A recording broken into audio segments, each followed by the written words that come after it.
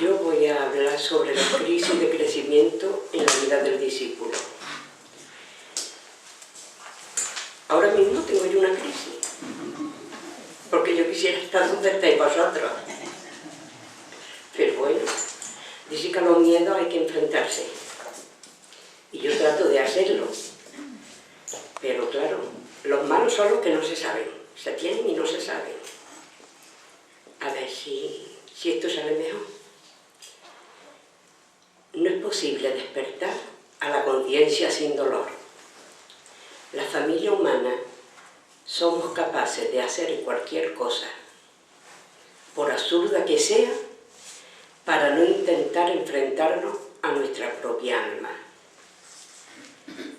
Pero nadie se ilumina imaginando figuras de luz, sino por tomar conciencia de la oscuridad. El maestro tibetano nos dice: algún día la historia del proceso evolutivo será escrita por un iniciado de la Gran Logia Blanca, desde el ángulo de sus puntos de crisis y los subsiguientes puntos de tensión.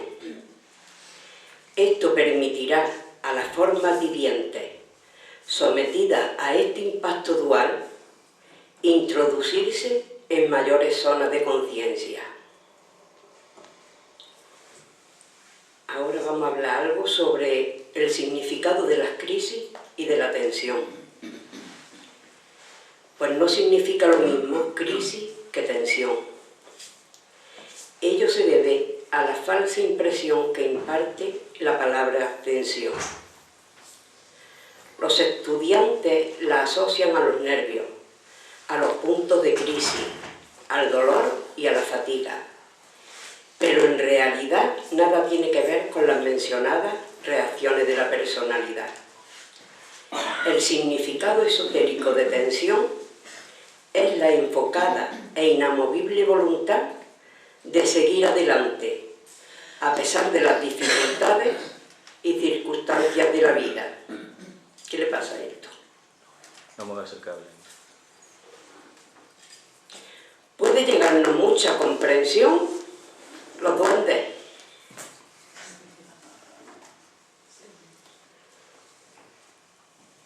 Puede llegarnos mucha comprensión si estudiamos la palabra tensión. El tema de la tensión se relaciona con los secretos más profundos de la vida espiritual. Existe excesivo temor al acercarse el aspirante a la vida ocultista, temor a las crisis, a los resultados de la meditación, al psiquismo inferior y al karma. El temor es inherente a la materia y una cualidad del plano astral, y es completamente desechado por el hombre espiritual. Todo el problema puede ser resuelto por un constante recuerdo del mundo espiritual y una percepción interna persistente en las realidades espirituales controladoras. Pero todo verdadero aspirante se enfrenta hoy a estos momentos de crisis.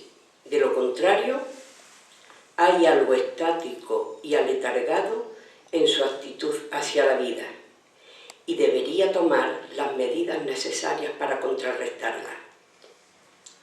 Es esencial que cada aspirante sea consciente de sus propias crisis y que reconozca su parte en las crisis que enfrenta toda la humanidad. Ningún aspirante deberá aceptar el papel de espectador en la vida de la humanidad, ni negarse a verse implicado en las crisis generales. El proceso del despertar y la consiguiente lucha que experimentan los discípulos en las vidas individuales los prepara para entrar en la etapa del discípulo aceptado. ¿Por qué se produce la soledad en el discípulo? Nos preguntamos. La soledad se produce porque el aspirante busca siempre, aunque sea inconscientemente, la liberación. Y la liberación es un movimiento constante de renovación. La lucha que sostiene el alma en el sentido de su redención va orientada siempre a impedir que la conciencia se paralice en el tiempo o se ate a cualquiera de los hechos de la historia de la vida. Como consecuencia de esto, el aspirante espiritual generalmente siente un gran vacío en su vida. Se siente como ahogado dentro de un periodo de larga y oscura soledad, ya sea mental o emocional. Una soledad de tal naturaleza que ningún ser o circunstancia en su vida física la puede eliminar ni consolar. Ya sean hijos, compañeros, padres, amigos, fiestas o cualquier otra distracción. Ante esta situación, el aspirante solo encuentra consuelo en la meditación y en los estudios espirituales, porque solo el fuego que arde en las entrañas vírgenes de la materia y que actúa a manera de amorosa madre puede llenar este vacío y paliar el profundo dolor y colmar su existencia, tal como corrientemente se dice, con los dones del Espíritu Santo. Siendo Kundalini naturalmente invocado, el dispensador de los mismos. Entonces, la serpiente de fuego asciende hacia los altos lugares, ocupando progresivamente los centros inferiores convenientemente redimidos con sustancia material de baja vibración, y el fuego creador quema las últimas escorias.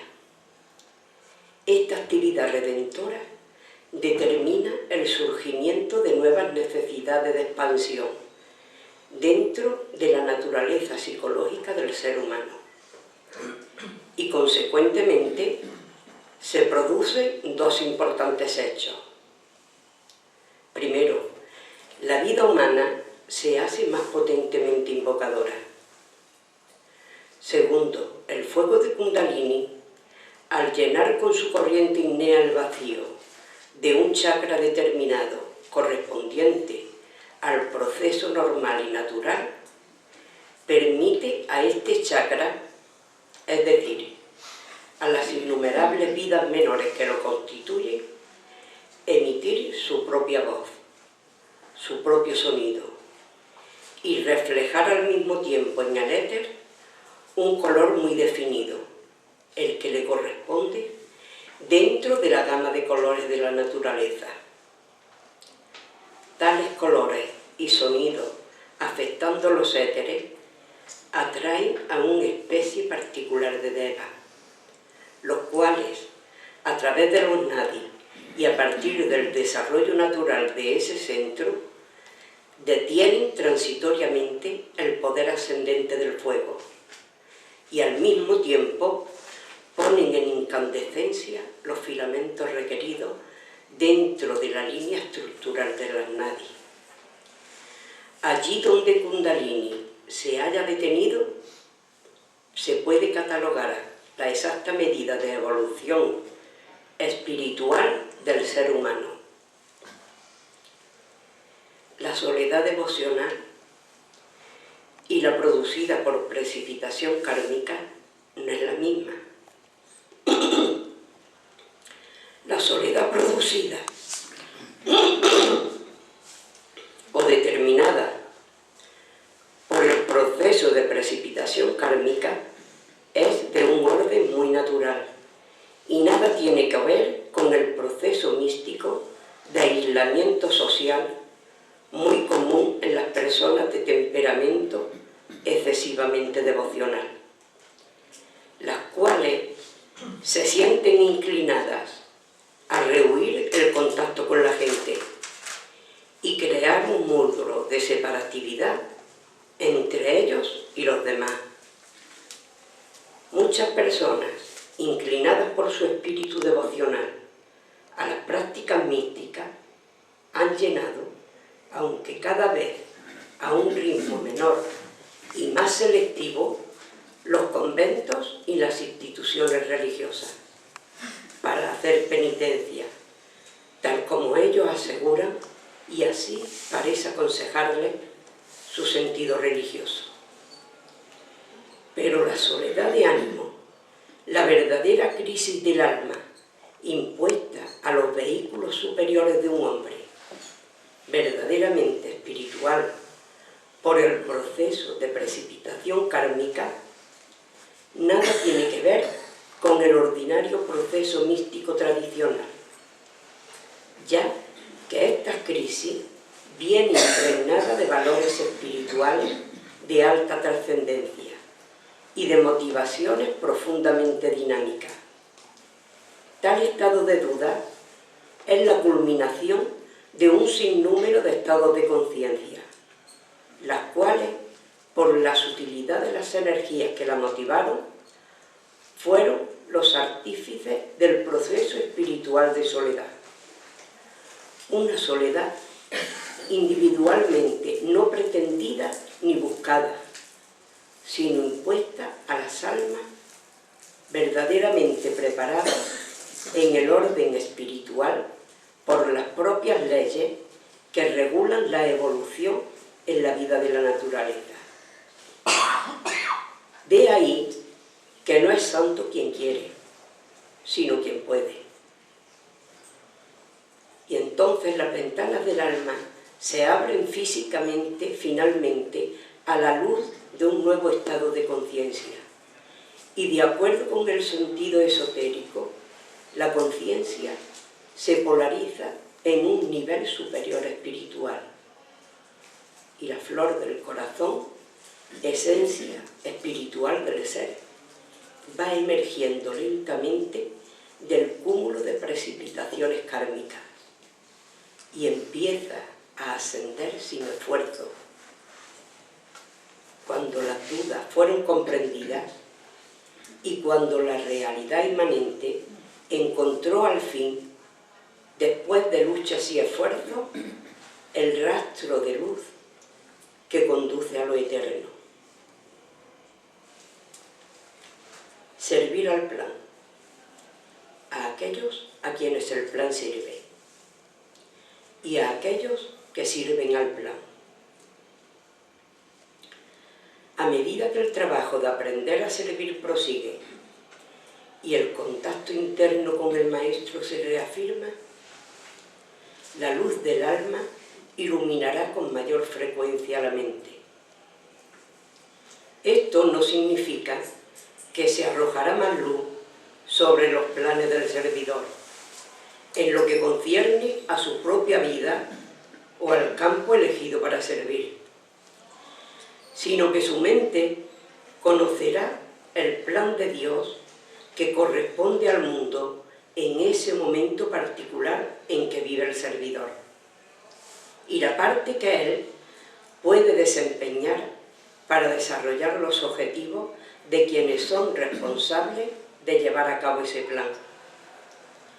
Si los servidores pueden eludir el espejismo y discernir entre lo real y lo irreal, entonces las corrientes de fuerza que afluyen inundará sus vidas con un efectivo amor altruista y se dedicarán al plan, a aquellos a quienes el plan sirve y a aquellos que sirven al plan.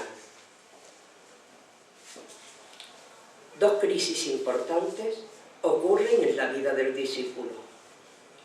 Primera, la crisis de la oportunidad. Esta crisis tiene relación siempre con el servicio que presta en la vida. Esto es así a pesar del karma o de las circunstancias ambientales. No es una decisión de la personalidad basada en la conveniencia o en los móviles terrenos. Es una decisión basada en la relación del alma con su personalidad, y la enfrentan únicamente los discípulos. Segunda, la crisis de expresión. Generalmente se produce esta crisis en los últimos años de la vida del discípulo. Concierne a la estabilizada conciencia de su vida y pone a prueba todas las creencias que sostuvo y defendió durante sus experiencias en la vida. Constituye siempre una dura y amarga prueba que llega hasta las mismas raíces de la vida y es particularmente aguda para quienes se preparan para la iniciación. Estas pruebas y dificultades deben pasarse simultáneamente en todos los planos. En ello va involucrado la energía del alma, la cual intensifica individualmente la respuesta de cada cuerpo del hombre inferior y también de la personalidad como un todo. El grado de respuesta alcanzado por cada discípulo en relación con su medio ambiente, sus asociados y el servicio que presta agrava mucho sus dificultades. Al superar los discípulos estas dos crisis, más que recibir nuevas enseñanzas, debe el discípulo llevar a la realidad lo que la mente ya ha recibido como teoría o hipótesis. El sufrimiento mental. El discípulo sabe que sufrir mentalmente por los demás, me voy a quedar sin voz. ¿Tiene agua?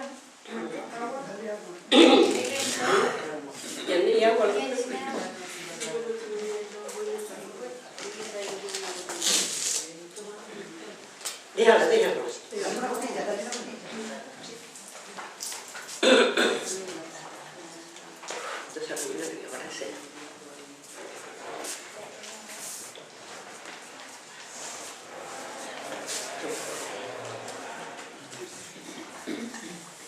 El discípulo sabe que sufrir mentalmente por los demás es el peor de todos los dolores. Pero el aspirante no es consciente de ello. Solo siente la angustia y el dolor de sus hermanos en mayor extensión que lo sienten ellos mismos. En esta etapa de su vida vive con pasión sus ideales, sus creencias y lo que él o ella percibe como justicia o injusticia. Todo lo defiende con pasión, pues cree que no hay más verdad que la suya. Este proceder produce conflictos en todos los ambientes de su vida. Es un profundo sentimiento que lo domina y lo inhabilita para seguir trabajando, hasta que poco a poco comprende que esa crisis tiene que superarla, porque cada ser humano tiene que aprender por medio de su propio sufrimiento, lo mismo que le ha pasado a él o a ella. Por lo tanto, empieza a comprender que esta capacidad de identificarse con el dolor que no es específicamente el suyo es algo que todos los discípulos deben dominar. Cuando el discípulo sabe soportar su propio dolor y su propia angustia, estos sentimientos de sus hermanos no le pueden herir, porque esta lección la ha aprendido mediante el sufrimiento y la angustia, y lo que así se aprende nunca se olvida. Así empieza el aspirante a comprender y a practicar lo que es el desapego y la divina indiferencia. Este es uno de los primeros pasos que permite al discípulo cargar con el dolor del mundo y la agonía de la familia humana y cumplir con su parte en el trabajo uno. La lección del desprendimiento. El discípulo está en el corazón del maestro mientras lucha contra la fatiga, la soledad, las premoniciones y todo tipo de ansiedad. Si durante estas crisis se ha mantenido firme, debe saber ahora cuánto valora la jerarquía su firmeza. Todo le fue arrebatado: familia, amistades, posición, fama, riqueza, todo aquello a lo que tuviera un especial apego, quedando así en el pináculo de la soledad. Cuando logra superar estas crisis, duras como todas ellas cuando se está en el sendero del discipulado en probación, y el aspirante empieza a salir de la oscuridad y a ver la luz, entonces considera ese pináculo como un excelso lugar desde el cual verá la nueva visión. Pináculo que podrá transformarse en el monte de la iniciación. Cuando esté en la rama del maestro, encontrará 3 estrofas simbólicas que contienen 3 lecciones necesarias que el discípulo debe aprender y dominar. Nadie puede decírselas, porque el gozo del descubrimiento le pertenece. Primero, debe aprender a estar tranquilo y no preocuparse individualmente de las situaciones de aquellos que ama. Debe confiar en sus almas y saber que sus seres queridos deben aprender solos las lecciones necesarias para esta encarnación. Segunda, debe comprender que las afirmaciones de los demás, aceptadas como verdades, no tienen valor real alguno, salvo como postes